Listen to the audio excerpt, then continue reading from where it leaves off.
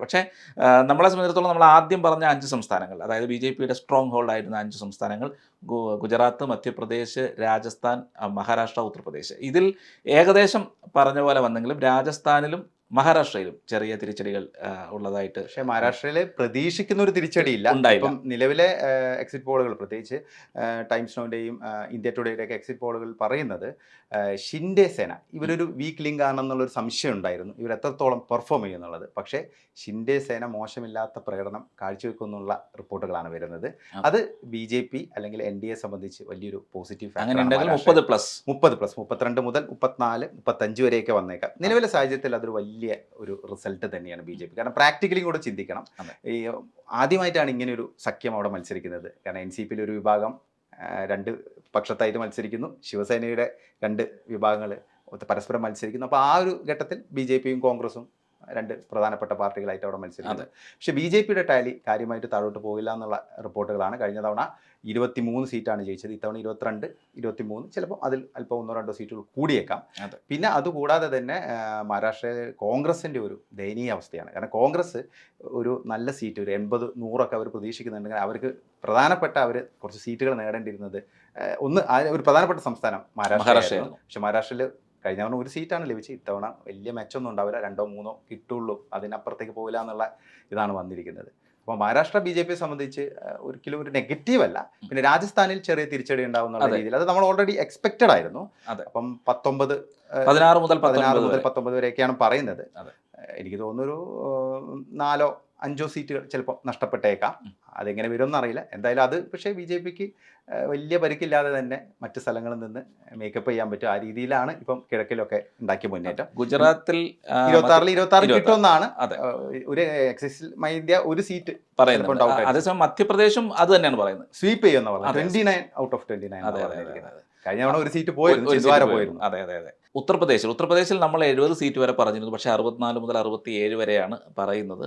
സമാജ്വാദി പാർട്ടിക്ക് 7 മുതൽ 9 വരെ വന്നേക്കാം എന്നുള്ളൊരു പ്രഡിക്ഷനാണ് ആക്സിസ് മൈ ഇന്ത്യ കൊണ്ടുവന്നിരിക്കുന്നത്. 1 മുതൽ 3 വരെ പറയുന്നുണ്ട്. അതിന് 1 മുതൽ 3 വരെ എന്ന് പറയുമ്പോൾ അമേഠി കോൺഗ്രസിന് കിട്ടുമെന്നുള്ള ഒരു ഇതിലാണോ പറയുന്നത്? അമേഠിയും റായ്ബറേലിയും വേറെ ഏതെങ്കിലും ഒരു സീറ്റ് സമാജ്വാദി പാർട്ടിയുടെ ഒരു ഏതെങ്കിലും ഒരു സീറ്റാണ് എക്സ്പെക്ട് ചെയ്യുന്നത്. പക്ഷെ അതെങ്ങനെയും വരാം. പക്ഷേ എനിക്ക് തോന്നുന്നത് ഈ ഒരു രാമക്ഷേത്രത്തിൻ്റെ ഒരു വികാരം എന്തായാലും ഉത്തർപ്രദേശിൽ പ്രതിഫലിക്കാതിരിക്കുമെന്ന് തോന്നുന്നില്ല. അങ്ങനെയുണ്ടെങ്കിൽ മോദി ഫാക്ടറും ഒപ്പം രാമക്ഷേത്രത്തിൻ്റെ വികാരവും യോഗി ഫാക്ടറും കൂടെ ചേർന്ന് എന്തായാലും 70 സീറ്റുകൾ ബി.ജെ.പി ടാർഗറ്റ് ചെയ്തത് 70 സീറ്റാണ്. 72 സീറ്റാണ്. അപ്പം അത് നമ്മൾ ആലോചിക്കേണ്ടത് ഉത്തർപ്രദേശിൽ നല്ലൊരു ഫൈറ്റ് കൊടുക്കാൻ എസ്.പിയും ശ്രമിച്ചിട്ടുണ്ട്, ഒപ്പം കോൺഗ്രസും.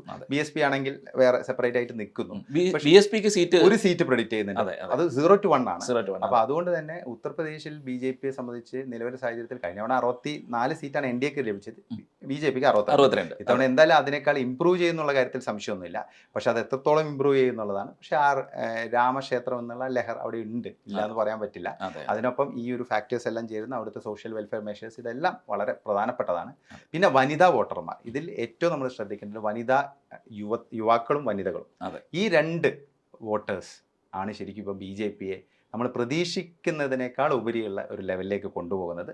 അത് എന്തൊക്കെ പറഞ്ഞാലും നരേന്ദ്രമോദിയുടെ ഒരു പ്രഭാവം തന്നെയാണ്, അദ്ദേഹം ഉണ്ടാക്കിയെടുത്ത ക്രെഡിബിലിറ്റിയാണ്. കാരണം പ്രതിപക്ഷത്ത് ആരുണ്ട്? പ്രതിപക്ഷത്ത് ഇങ്ങനെ കുറേ ആളുകൾക്ക് അടിപിടി കൂടുന്നു, സ്വന്തം കസേര സംരക്ഷിക്കാൻ ഒരു സഖ്യം, ഒരു കൃത്രിമ സഖ്യം, അത് ജനങ്ങൾക്കിടയിൽ കൃത്യമായിട്ട്. പിന്നെ നെഗറ്റീവ് എല്ലാം ഫുൾ നെഗറ്റീവ് ആയിരുന്നല്ലോ. കാരണം സൈന്യത്തിൻ്റെ പോലും ജാതി പരിശോധിക്കുക, രാഹുൽ ഗാന്ധി നടത്തുന്ന പ്രസംഗങ്ങളൊക്കെ എന്ന് പറഞ്ഞാൽ ഇപ്പോഴും കാസ്റ്റ് പൊളിറ്റിക്സിലൊക്കെയാണ് വിശ്വസിച്ചിരിക്കുന്നത്. ഇന്ത്യ മാറിയത് അവർക്ക് മനസ്സിലാവുന്നില്ല.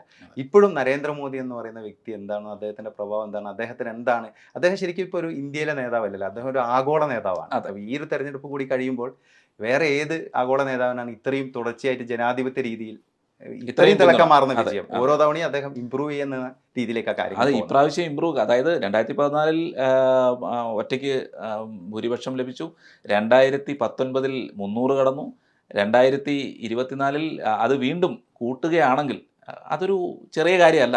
അതൊരു പ്രത്യേകിച്ചും ഈ ഒരു ഇന്നത്തെ ഒരു സാഹചര്യത്തിൽ നരേന്ദ്രമോദിയെ പോലുള്ള നേതാവിനെ സംബന്ധിച്ചുള്ള അതൊരു ചെറിയ കാര്യമല്ല. അദ്ദേഹത്തെ അല്ലെങ്കിൽ തന്നെ ലോകത്തെ ഏറ്റവും കൂടുതൽ ജനപ്രീതിയുള്ള ഭരണത്തലവൻ എന്നുള്ള ഇത് കാലങ്ങളായിട്ട് അദ്ദേഹത്തിൻ്റെ കയ്യിൽ തന്നെയാണുള്ളത്. ഇനി അത് കൂടുകയുള്ളൂ.